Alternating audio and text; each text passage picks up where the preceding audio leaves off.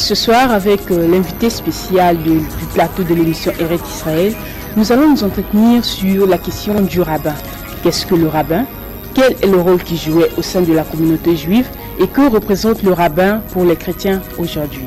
Mais avant, je vous propose de suivre ce document. Regardez.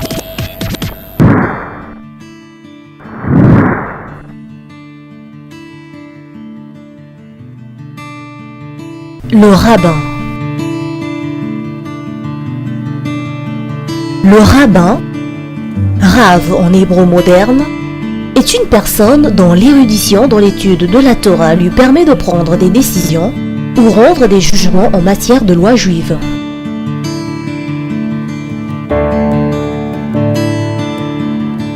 Au pluriel rabbanim, prononcé ribi en hébreu séfarade et en hébreu yéménite, devient au 1er siècle un titre conféré aux disciples des sages, appelés à exercer une fonction publique au terme d'une cérémonie d'ordination, la sémicha.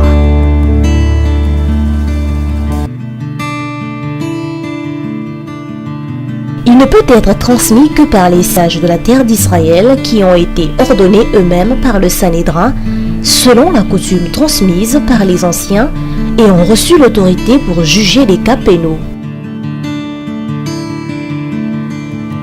Le mot Rav ne désigne pas une fonction mais un titre de respect.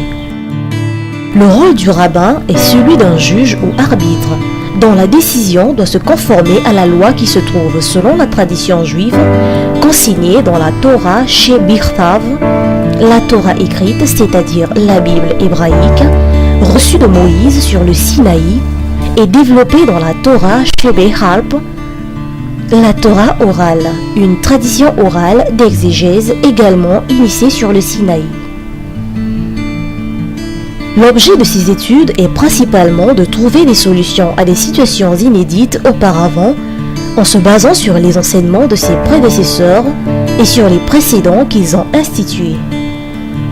Son autorité ne repose que sur le respect qu'inspire sa science, indépendamment de son ascendance et de son passé. Sa consécration est de l'avoir reconnu par ses pairs et par des étudiants qui souhaitent apprendre auprès de lui avant d'enseigner à leur tour. C'est après la destruction du temple de Jérusalem en 70 qu'il devient la seule figure d'autorité. C'est aussi à cette époque qu'apparaissent les titres rabbiniques, le premier porteur d'un tel titre étant Rabban Yochanan ben Zakkai.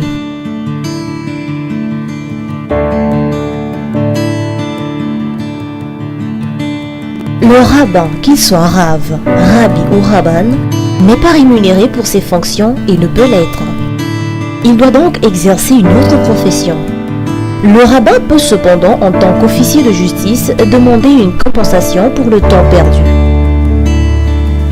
Suite aux mesures prises par Théodose II, l'ordination formelle des rabbins disparaît définitivement en 425.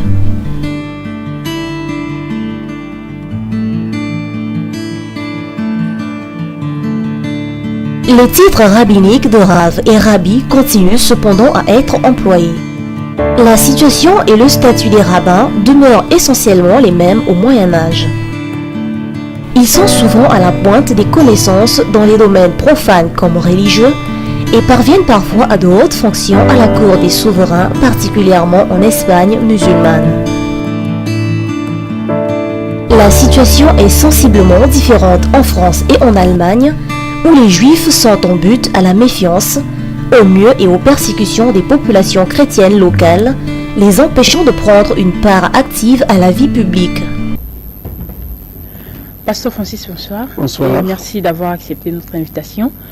Le rabbin d'autrefois peut-il être comparé à un pasteur aujourd'hui? Non, je crois que non. On ne peut pas comparer un rabbin à un pasteur. On ne peut pas dire que le rabbin d'autrefois, c'est le pasteur d'aujourd'hui.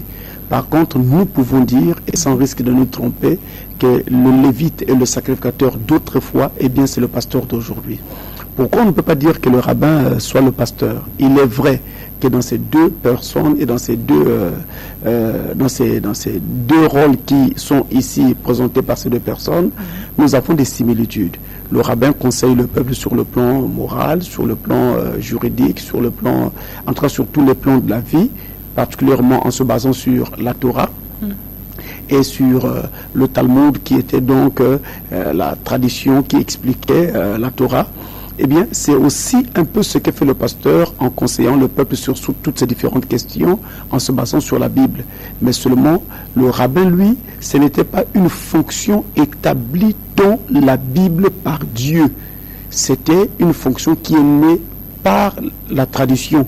Donc, c'est la tradition qui a fait naître cette fonction. Et cette fonction a vu le jour au fur et à mesure qu'on avançait dans le temps, au fur et à mesure que la religion juive faisait du temps. Mais ce n'était pas Dieu qui, dans une loi, au travers de la bouche de son prophète Moïse, qui aurait institué une quelconque fonction appelée rabbin. D'ailleurs, que veut dire le mot rabbin? Le mot rabbin vient de l'hébreu rav. On peut dire rav, R-A-V, tout comme on peut dire rab, R-A-B. Simplement parce que dans la langue hébraïque, le V et le B sont rendus par la même lettre. C'est pourquoi on peut dire Rav, tout comme on peut dire Rab. Et ce mot donc veut dire tout simplement maître. Et à l'époque de Jésus, on disait Rabbi, ce qui veut dire mot, maître. Donc le I introduisait une particularité de possession indiquant que c'était mon maître. Donc il cessait d'être un simple maître, mais il devenait mon maître, Rabbi. Et on avait également Rabboni, on disait aussi Rabbouni, qui voulait dire mon Seigneur. Mais l'apôtre Jean, lui, va élever la chose un peu plus haut en montrant tout simplement que, en fait, que l'on dise Rab, maître, Rabbi, mon maître, Rabboni, mon Seigneur, eh bien, en fait, ces trois signifient, disons-le, la même chose, tout simplement parce que Rav ou Rab en hébreu, ça signifie aussi grand. Donc, quand on peut dire que Rab ou Rabbi signifie maître, eh bien, nous devons aussi comprendre que ça veut aussi dire grand. Donc, celui qui est grand, mon maître. Mais pasteur, pourquoi, après la destruction du temple de Jérusalem en l'an 70, les rabbins se substituent aux prêtres et aux lévites? Alors, les prêtres, les lévites, les sacrificateurs, parce que les prêtres sont des sacrificateurs, hein, ils faisaient leur service dans le temple. Ils étaient chargés pour les lévites du côté moral de la loi et pour les sacrificateurs du côté cérémoniel et donc traditionnel de la loi. Donc les sacrificateurs étaient chargés par exemple des holocaustes et des offrandes, pendant que les lévites étaient chargés de conseiller le peuple, d'enseigner le peuple, d'instruire le peuple. Ils le faisaient dans le cadre donc du temple. Le temple leur servait de lieu de rassemblement, de lieu de rencontre. Alors, quand le temple a disparu, eh bien, il n'était plus possible d'avoir des moments où ils se rassemblaient avec le peuple pour tenir leur culte. Et on ne pouvait non plus avoir des occasions où on pouvait offrir l'holocauste, offrir l'offrande comme autrefois. Le temple ayant disparu, ces choses également disparaissaient, en tout cas pour le moins momentanément, et cela a entraîné également la disparition des lévites et des sacrificateurs.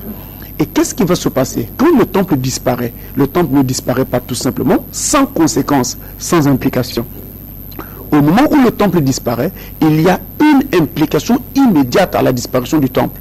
Qu'est-ce que l'on constate sur le terrain? Les Juifs sont donc dispersés au travers de la terre entière habitée et se retrouvent dans la diaspora, dans des pays où ils étaient au départ étrangers. Ils vont se naturaliser plus tard. Mais ils sont d'abord au départ étrangers et donc ils n'étaient pas chez eux. Ils ne pouvaient donc pas se permettre dès le départ de construire des tabernacles ou des synagogues pour tenir leur culte comme en Judée ou comme en Palestine. Alors ils vont se contenter de prier en quelque sorte en catimini, en cachette, de lieu en lieu. Voilà comment est-ce qu'ils vont tenir leur culte, surtout quand on va vivre cette grande période et triste de l'histoire qu'on appelait la Shoah, donc quand le peuple d'Israël a été donc martyrisé.